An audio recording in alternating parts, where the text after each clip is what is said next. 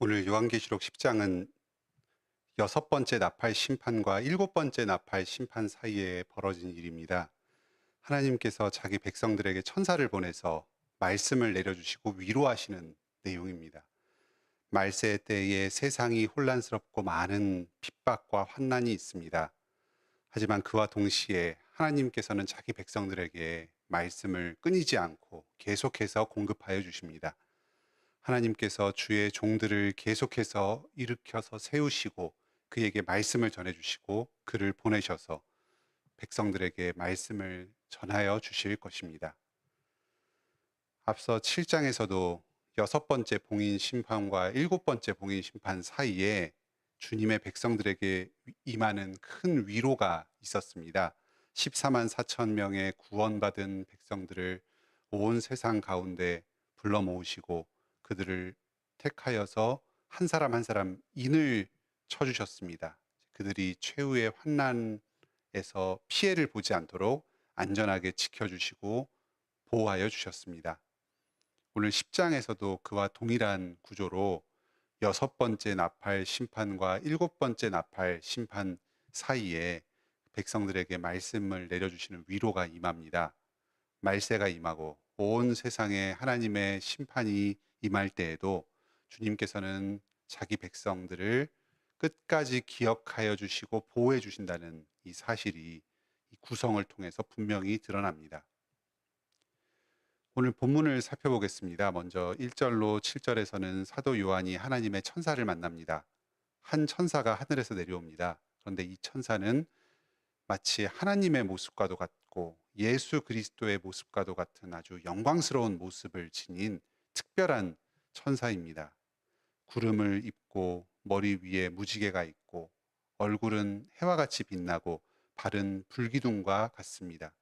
손에는 작은 두루마리를 들고 있고 또 한쪽 오른발은 바다를 밟고 서 있고 왼발은 땅을 밟고 서 있습니다. 그리고 소리를 낼 때에는 일곱 우레가 외치는 것 같은 웅장한 소리가 들립니다.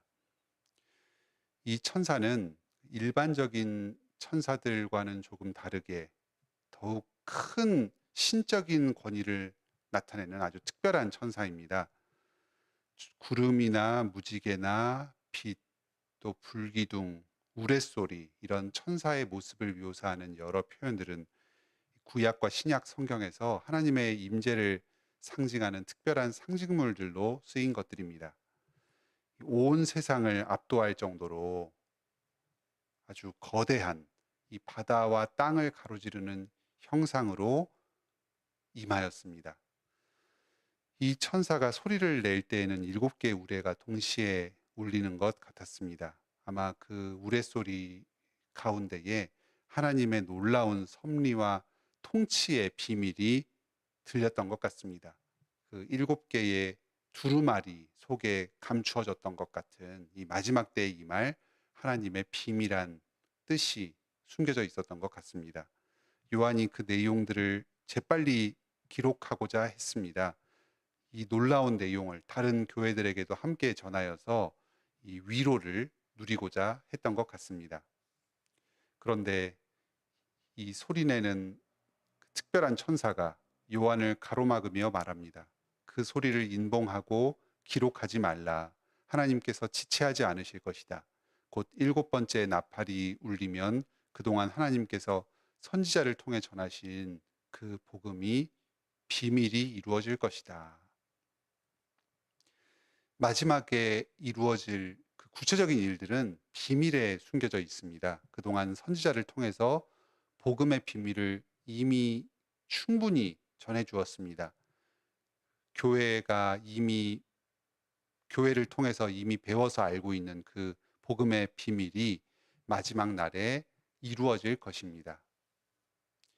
여기 6절에서는 하늘과 그 가운데 있는 물건, 땅과 그 가운데 있는 물건, 바다와 그 가운데 있는 물건이라고 해서 어떤 특별한 물건들이 있는 것처럼 쓰여져 있습니다. 그런데 이 실제 의미는 단순하게 하늘과 그 가운데 있는 것들, 땅과 그 가운데 있는 것들, 바다와 그 가운데 있는 것들, 이런 의미입니다. 하늘과 땅과 바다와 그 안에 있는 모든 것들을 지으신 하나님께서 지금도 온 세상을 다스리시며 주관하여 주십니다.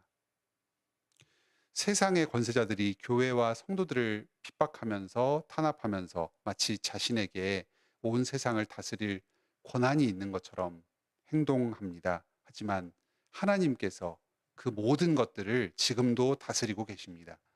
온 세상을 지으신 이 하나님께서 자신의 피조물을 두고 맹세하면서 자신의 약속을 반드시 이루어 주실 것입니다. 미래에 있는 어떤 구체적인 사건에 대해서 아는 것보다는 이 전능하신 하나님을 신뢰하는 것이 더욱 중요하다는 사실을 가르쳐 줍니다. 오늘날 우리에게도 큰 의미를 주는 말씀입니다. 이 선지자를 통해서 전해진 복음의 비밀이 바로 구약과 신약 성경에 기록된 하나님의 말씀입니다. 모든 계시가 충분하게 임하였고 이 마지막 날에는 우리에게 계시된 이 복음의 비밀이 이루어질 것입니다. 미래에 대한 불안함이나 두려움이 있습니다. 그래서 어떤 신비적인 체험을 하거나 추가적인 계시를 받아서 미래를 예측하고 대비하고자 하는 마음이 들 수도 있습니다. 하지만 우리 신자들은 굳이 그렇게 하려고 힘쓸 필요가 없습니다. 하나님께서 마지막 때까지 숨겨놓으시고 알려주지 않으시는 일들이 있습니다. 우리가 알아야 할 것은 이미 성경을 통해서 그 비밀이 우리에게 충분히 알려져 있습니다. 오늘도 주님께서 우리에게 주신 이 말씀을 더욱 깊이 배우기에 열심을 냅시다. 그 말씀 안에서 위로를 얻고 주님의 인도하심을 신뢰하면서 주님과 함께 하루하루를 살아가시기 바랍니다.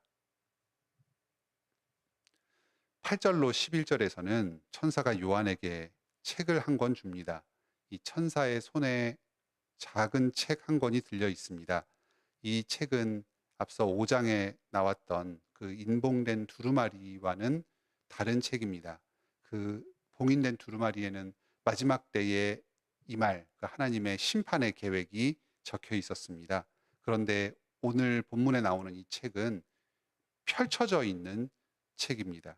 하나님의 그 감추어진 뜻을 기록한 두루마리가 아니라 계시된 하나님의 말씀, 바로 우리에게 주어진 이 성경을 의미합니다.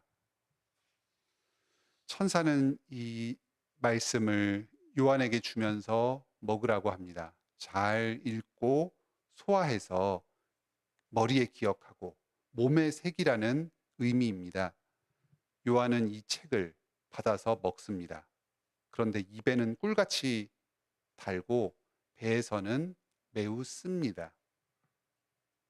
달다 쓰다 하는 이 미각적인 표현을 통해서 말씀이 우리에게 들어올 때 우리 영혼에 미치는 영향에 대해서 설명해 주는 말씀입니다.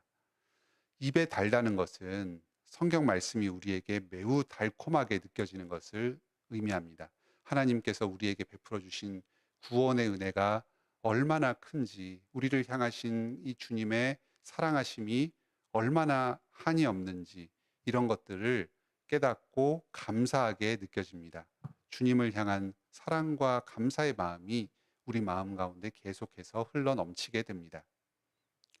그런데 이 말씀은 배에는 씁니다.